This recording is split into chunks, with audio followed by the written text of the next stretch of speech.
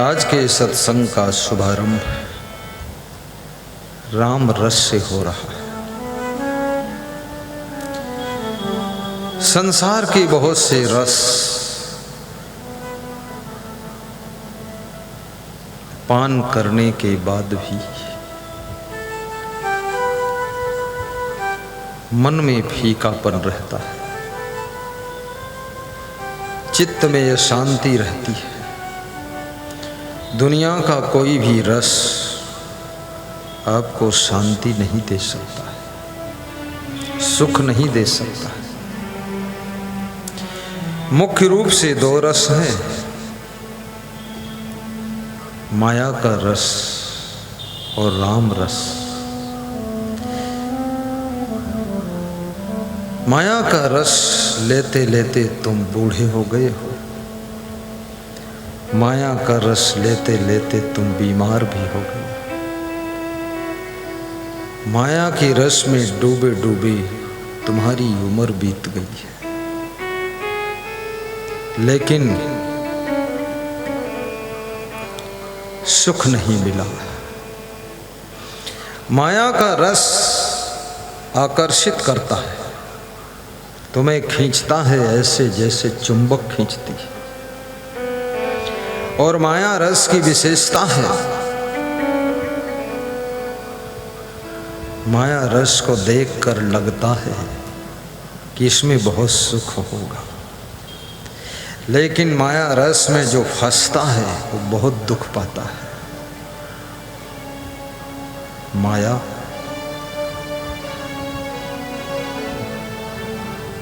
सबको दुख देती है और माया किसी की नहीं है। ये माया है चूहड़ी और चूहड़ों की जोए। अब बाप पुरुष अरुझाई के संग न काहू के होए। ये माया बाप पोत को भी लड़ा देती है, भाई भाई को लड़ा देती है, देवरानी जेठानी को लड़ा देती है, सासू बहू को जंग करा देती है और चाचा भतीजे में भी वाद विवाद करा देती है। पड़ोसी पड़ोसी से दुश्मनी करा देती है। और माया के दो रूप हैं, झीनी माया और मोटी माया, सूक्ष्म माया और स्थूल माया। झीनी माया में सब फंस जाते हैं, और जब झीनी माया में तुम फंसते हो तो मोटी माया भी तुमको बुलाती है और फिर मोटी माया में फंस जाते हो। और कबीर साहब ने यह भी कहा है, माया मोह कठिन है फंदा। इसको फंदा बताया, इस फंदे में फंस गए। लोग कहते हैं ना, हम तो बहुत बड़े फंदम परिकन। फंदम परिकन फंदा, इस फंदा जिमा छूटना मुश्किल है, ऐसा फंदा। फंदा में गला बंदा और सबके पास एक फंदा नहीं, दो फंदा नहीं, 20-20 फंदा में लोग फंसे। कितने लोग कहते हैं, अरे हम तो न जाने कत्ते फंदम परे हैं। फंदम परे। तो उनसे पूछो फंदम डारिस कौन? कहीं डारिस को हम खुद एक जान बूझ परी के नब निकल नहीं पाए, जान बूझ परी के। और दुनिया में किसी भी फंदम पर जाओ, फंदा से निकलना कठिन। फंदम परोगे तो स्वयं, पर निकालने के लिए गुरु भी ताकत लगाई तब वो निकल मुश्किल। कुआं गिरे में कोई कठिनाई नहीं, अकेले गिर जाओ कोई गिर जाए, चाहे जो के हाथी गिर सकत। लेकिन कुआं से निकले फिर घर भर रस्सी डाल रहे, कांटा डाल रहे, बाल्टी डाल रहे, उमा कूदें और सीढ़ी लगावें और तुमका खींचे तब मुश्किल से निकल भी हो। तो फंदम पड़ना आसान है, लेकिन फंदा से निकल पाना बहुत कठिन है। चाहे तुम बीड़ी के फंदम पर जाओ, दारू का फंदा, बीड़ी का फंदा, अंडा मुर्गा मांस का फंदा, माया मोह का फंदा, ये बड़ा कठिन है फंदा। और जो जो फंदा में पड़ा है, हंसना मुस्कुराना कम हो जाता है। लोग उससे पूछते भी हैं कि हसद काहे नहीं हो। अरे कहीं हंसी का हम इतने फंदम पर नहीं, तुम हंसा के बताओ। हमारे जब दशा खराब, तुम कहा हंसो। बहुत जाल है माया मोह का जंजाल, और हमका तो हंसी आवत है। ये जाल की चर्चा करें हंसी आवत, क्योंकि हमारे ऊपर कोई को फंदा पड़ा नहीं, फंदम फंसे नहीं, और फंस जाई तो खीसे निकरी हमरी जी। जौन जौनी फंदम परी वो सब हंसी खुशी खत्म, फिर मुंह ऐठब शुरू।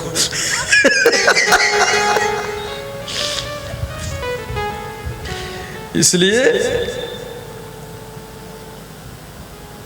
कबीर साहब कहते हैं माया मोह कठिन है फंदा, कठिन फंदा, जल्दी छूट नहीं पाओगे। कितने लोग कहते हैं मरीब तबहन फंद छूटी। ऐसा फंदा फंसा ही नहीं कि वो मरे पर छूटी।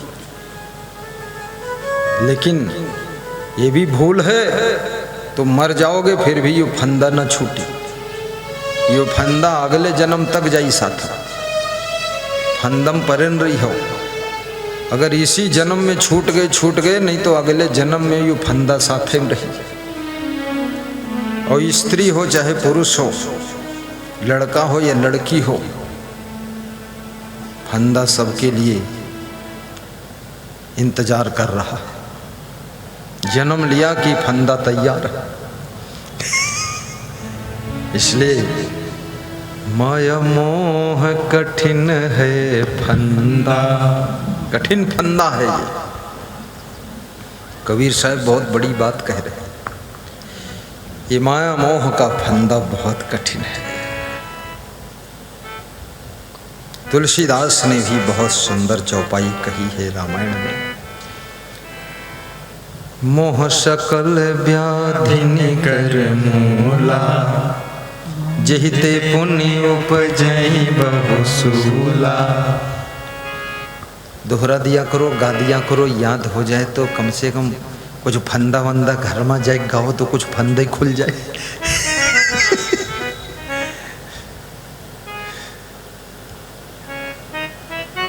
कितने लोग मोबाइल के फंदा में फंस गए,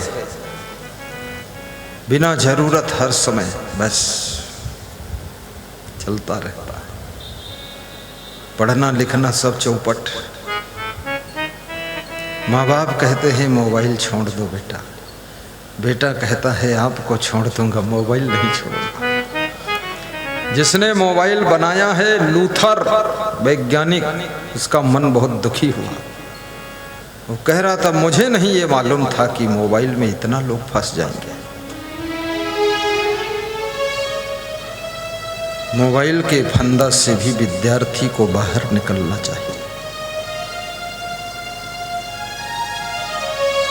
नशा के फंदा से हर नर नारी को बाहर निकलना चाहिए। मांसाहार के फंदा से भी बाहर निकलो। किसी के रूप सौंदर्य के फंदा से भी अपने आप को बचाओ। शराब के फंदा से अपने आप को बाहर निकालो। ताश के फंदा को भी छलांग मार कर पार करो। और जुआ का फंदा, लॉटरी का फंदा भी छोड़ो। लॉटरी भी एक प्रकार का जुआ ही है, उस फंदा में भी मत पड़ना। ठगी के फंदा से भी बचो। विषयासक्ति के फंदा को भी तोड़ो। लालच के फंदा की जंजीरों को तोड़ो। लालच बुरी बला है, आबला पकड़ गला नरक में ले चला।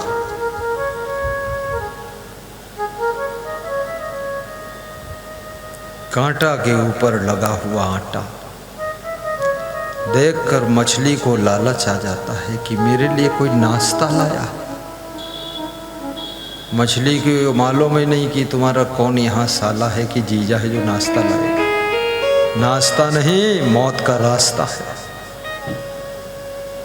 वो जो बरवा होता ना, बरवा की नोक पर आटा चिपका दिया जाता है और मछली मारने वाले उसको फेंकते हैं बरवा को तालाब में। मछली आती है, बड़ी खुश होती है, कहती है कोई मेरे लिए नाश्ता लाया है। उसको आटा दिखता है लेकिन आटा के भीतर छुपा हुआ कांटा नहीं दिखता है। याद रखना, इस माया के संसार में तुमको भी बाहर से सुख का आटा दिखाई देता है, लेकिन उस सुख के आटा के भीतर जो दुख का कांटा छुपा हुआ है वो दिख नहीं रहा है। और ज्यों ही तुम सुख मान करके उस फंदा में फंसते हो, तुम्हारे गले में दुख का कांटा बिंध जाता है। जोर से ताली बजाओ, फंदम तो फंसे ही हो, ताली तो बजाओ। हम फंदा से निकालेंगे 2 दिन में, जो निकल जाएंगे निकल जाएंगे, नहीं निकलेंगे तो फंसे रहिए। हम क्या करें, उसी में तड़फते रहे। हम फंदा से निकालने आए और यहाँ थोड़ी कुछ करने आए। वाह वाह वाह वाह, धन्य हो धन्य हो। माया मोह कठिन है फंदा। वाह। फिर कबीर कहते हैं करई विवेक सोई जन बंदा। वाह वाह। करही विवेक सोई जन बंदा। माया मोह का फंदा कठिन है, लेकिन इस माया मोह के फंदा से वही बच सकता है जो विवेक करेगा। देखिए, रास्ता भी बता दिया कबीर साहब ने, फंदा से अवगत करा दिया और फंदा से बचने का उपाय बता दिया कि करे विवेक सोई जन बंदा। जो विवेक करेगा वही व्यक्ति इस फंदा से बच सकता है और वो धन्यवाद का पात्र है। बंदा मतलब बंधन करने योग्य, वो अभिनंदन करने योग्य है जिसके पास विवेक जागृत हो जाए, जो फंदे से पार होने की कला सीख जाए। कबीर कहते हैं उसकी मैं वंदना करता हूँ, उसको धन्यवाद देता हूँ। लेकिन विवेक का जागृत होना भी कठिन है। विवेक सोया हुआ, बड़े बड़े DM, SDM, minister, doctor, advocate, सबका विवेक सोया है।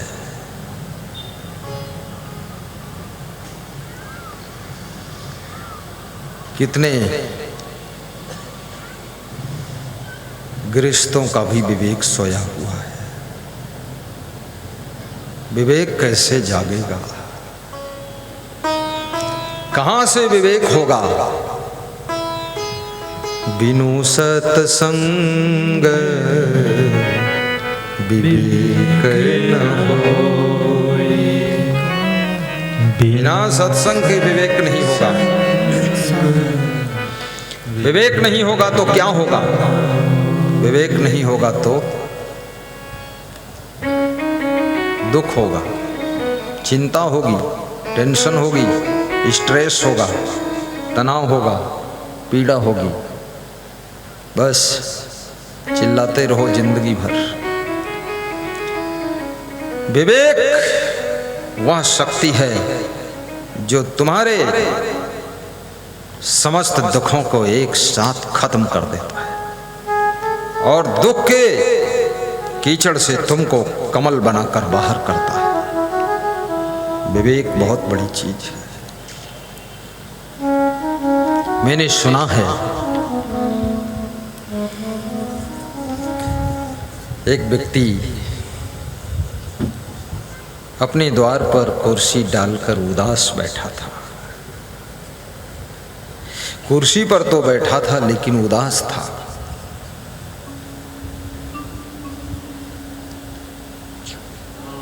विवाह के 2-3 साल के बाद लोग उदास रहने लगते हैं। महिलाएं भी चिंता में रहने लगती हैं। जब मायके में थी, बेटी के रूप में थी, हंसती थी, खिलखिलाती थी। विवाह नहीं हुआ था, मन खुश रहता था। विवाह हो गया, बहुत बड़ा लोड आ गया। विवाह लोड है। जिनका विवाह नहीं हुआ अभी सावधान। ये विवाह, और जिनका विवाह हुआ है वे लोग क्या करते हैं, जिनका नहीं हुआ है ना उनको समझाते हैं जल्दी करो तुम भी विवाह। वो समझते हैं यही जंजाल फंसे हम भाई, वही जंजाल फंसो तुम आई।